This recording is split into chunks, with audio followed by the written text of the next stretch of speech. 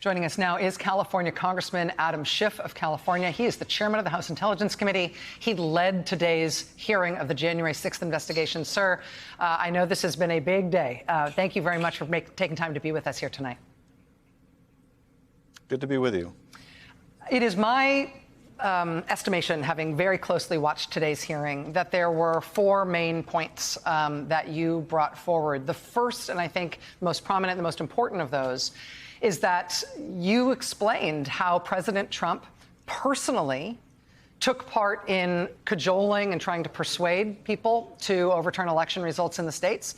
He then personally took part in escalating from that to new tactics that would bring threats of violence and intimidation against those same targets. And we saw that, I think, in stark detail today. Is that the main point that you and your co-investigators wanted to convey today?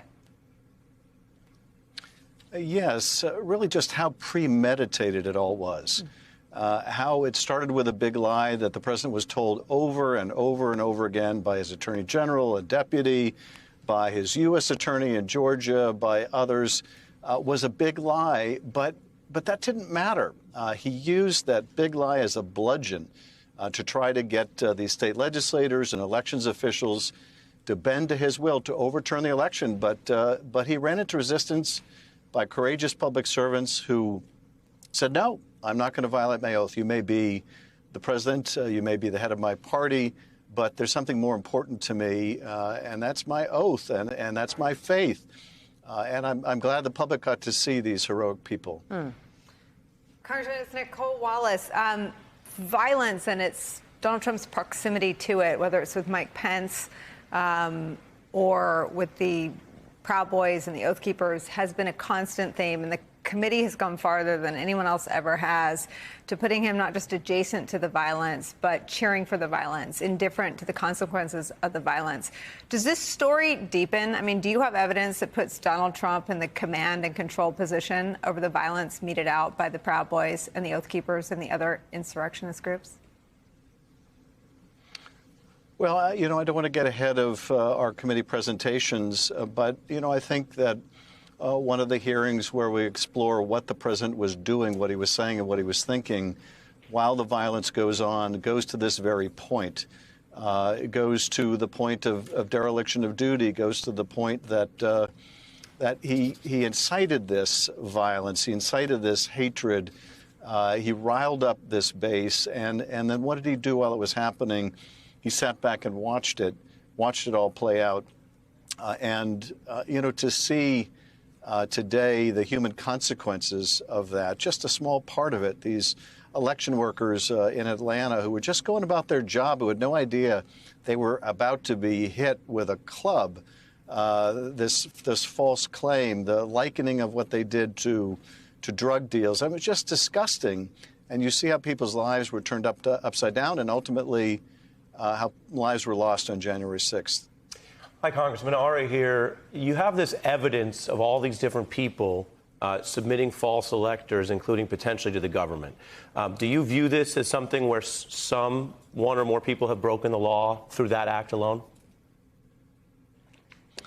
Well, I share the view of Judge Carter in California that this plot to overturn the election, which had many facets, likely violated multiple federal laws and likely implicated the President of the United States. Whether one specific aspect or another violated a particular statute, I will have to leave to the Department of Justice. But I certainly believe there's more than enough evidence for them to investigate each of the crimes that Judge Carter set out. And I think the more evidence that we presented just strengthens the case for a federal investigation.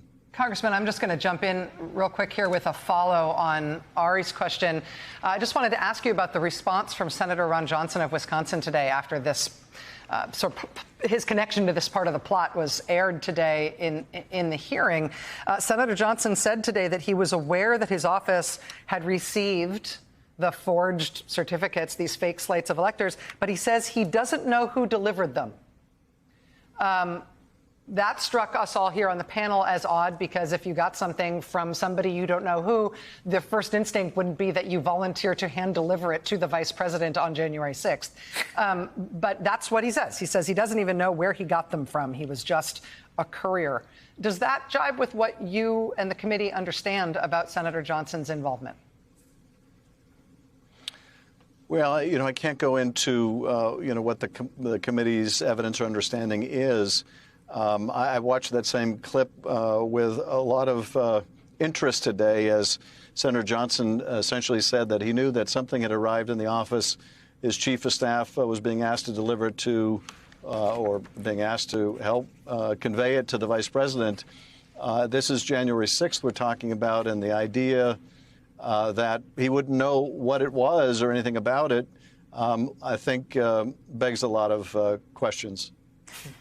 Congressman, this is Joy Reid. I actually have a question about a senator as well, as Rachel did.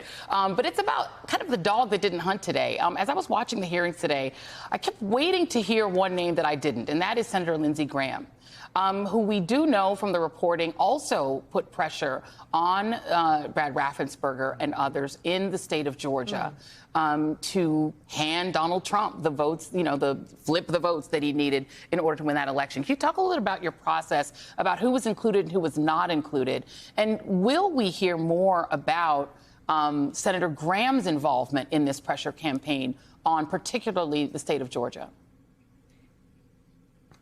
Well, in terms of the process, as you might imagine, there's a volume of evidence, a mountain of evidence to try to communicate through each of these hearings, which, are only lasting between 2 and 3 hours. And so we have to kind of ruthlessly say what's most important to convey to the public. And that means a lot hits the cutting room floor. Now, ultimately, we intend to open up and release our files and let the public know the much bigger volume of what we have obtained. I can't tell you exactly when that's going to happen, but we do intend to share a lot that we couldn't cover in these hearings. But yes, some very difficult decisions are made with each of these hearings. What is most important, knowing that we can't convey it all or even more than a small fraction.